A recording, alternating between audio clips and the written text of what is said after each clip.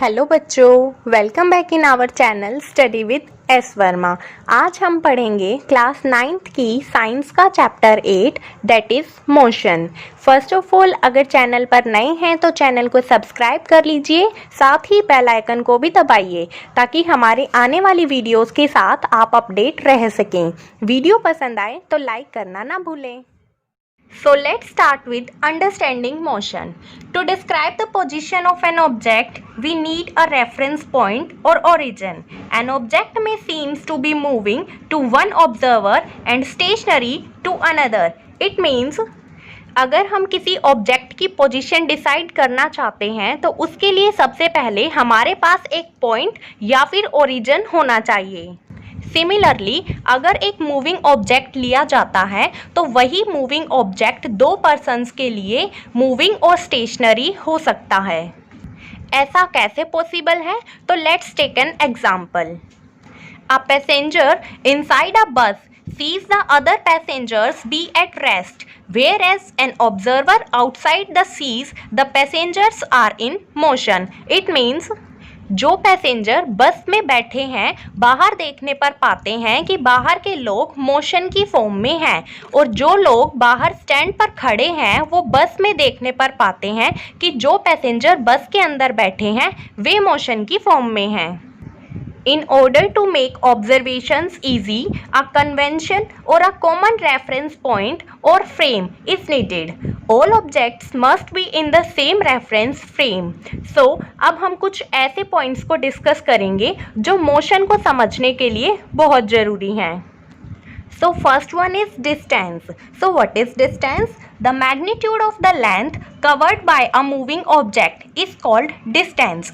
It means एक moving object ने कितनी दूरी तय की है उसे हम distance मानते हैं, and it has no direction. That's why it is a scalar quantity. So what is a scalar quantity? It will be discussed in next key points. Second one is displacement. So what is displacement? It is the shortest distance between two points or the distance between the starting and final positions with respect to time. It means time के साथ साथ किन्हीं भी दो point के बीच की छोटी से छोटी दूरी को displacement कहा जाता है। It has magnitude as well direction. That's why it is a vector quantity. Now, displacement can be zero, but distance cannot. Yes, displacement it means दो ऑब्जेक्ट के बीच की दूरी जीरो हो सकती है, but distance कभी भी जीरो ट्रेवल नहीं किया जाता। Now, magnitude. So what is magnitude? Magnitude is the size of a physical quantity. In physics, we have scalar and vector quantities. So first one is scalar quantity. तो बच्चों, scalar quantity वो होती है जिसके अंदर डायरेक्शन ना होकर केवल मैग्नीट्यूड होता है। फॉर एग्जाम्पल टाइम, जैसा कि आपको पता है कि टाइम के पास कोई डायरेक्शन नहीं होती है, इसीलिए टाइम को स्केलर क्वांटिटी माना जाता है। अनदर इज डिस्टेंस, जैसा कि आप ऊपर पढ़ चुके हैं कि डिस्टेंस के पास भी कोई डायरेक्शन नहीं है, that's why it is a scalar quantity, same as mass, temperature, area and volume. Next one is vector quantity. So vector quantity वो होती है जिनके पास डायरेक्शन और मैग्नीट्यूड दोनों होते हैं। For example, velocity we will discuss in next key terms. Next one is displacement. जैसा कि आप ऊपर पढ़ चुके हैं कि displacement के पास direction and magnitude दोनों होते हैं, that's why it is called vector quantity. Same as weight, momentum, force and acceleration. Now next key terms are time, average speed and velocity. We will discuss them in step by step. So first one is time. Time is the duration of an event that is expressed in seconds. Most physical phenomena occur with respect to time. It is a scalar quantity.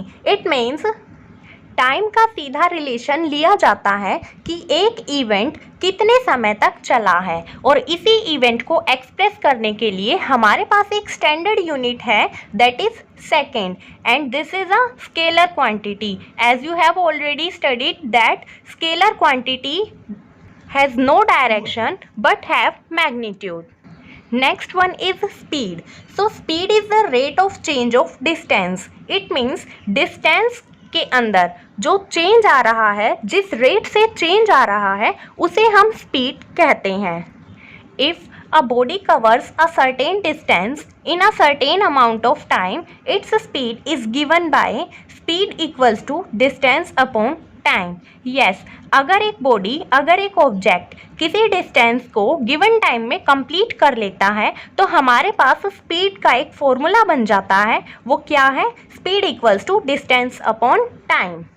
Now average speed. तो बच्चों, speed और average speed में बिल्कुल थोड़ा सा फ़र्क है। तो एवरेज जो है वो किसी भी चीज़ का टोटल होता है, तो इस हिसाब से हमारे पास एवरेज स्पीड का जो फॉर्मूला बनता है that is total distance travelled upon total time taken.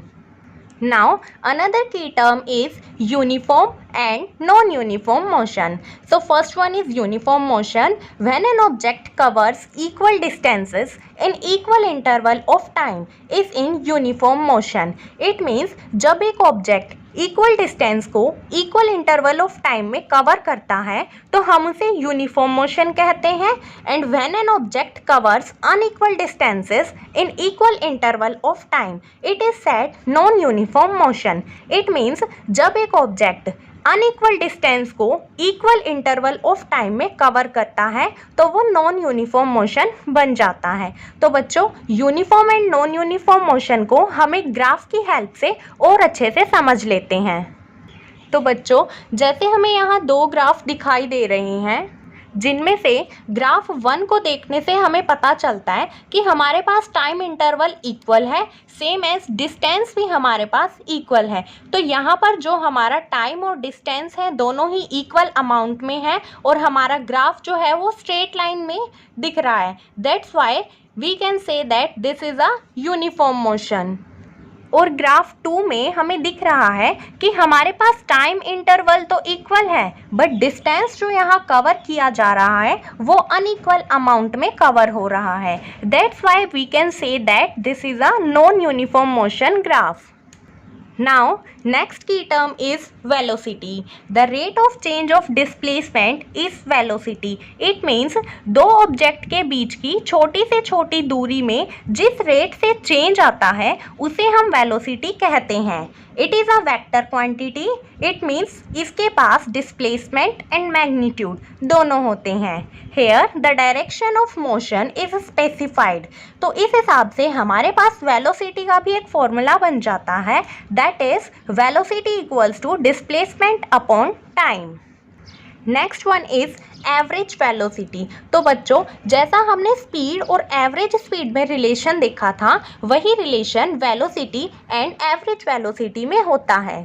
That is initial velocity plus final velocity divided bye 2। So initial velocity को हम कहते हैं u, जो कि हमारे ग्राफ में हमें इधर मिलती है, और फाइनल वेलोसिटी को हम कहते हैं v, जो हमारे ग्राफ में लास्ट स्टेज पर हमें मिलती है। अगर हम u plus v divided by 2 कर दें तो हमारे पास एवरेज वेलोसिटी निकल आएगी। Now last one is acceleration. So what is acceleration? The rate of change of velocity is called acceleration. तो बच्चों, आपने अभी देखा कि वेलोसिटी, यहाँ पर वेलोसिटी कैसे निकाली जा रही थी, जब डिस्प्लेसमेंट में चेंज हो रहा था तो डिस्प्लेसमेंट में चेंज वेलोसिटी बन गया और वेलोसिटी में चेंज एक्सेलरेशन बन गया। It is vector quantity. It means acceleration की डायरेक्शन एंड मैग्नीट्यूड दोनों होती हैं। In non uniform motion velocity varies with time. Yes, non uniform motion के अंदर वेलोसिटी टाइम के साथ साथ चेंज होती रहती है, but change in velocity is not zero. हाँ बच्चों, ये याद रखने की बात है कि कभी भी वेलोसिटी में चेंज ज़ीरो नहीं हो सकता। It is denoted by A means acceleration. तो बच्चों, इस तरह से हमारे पास एक्सेलरेशन का भी एक फॉर्मूला बन जाता है, which is change in velocity divided by time, या फिर acceleration equals to final velocity divided by initial velocity into time is called acceleration. तो बच्चों, हमने इस वीडियो के अंदर इस चैप्टर के मेन की टर्म्स को डिस्कस कर लिया है। अब नेक्स्ट वीडियो में हम मोशन की 3 इक्वेशन को डिराइव करना सीखेंगे।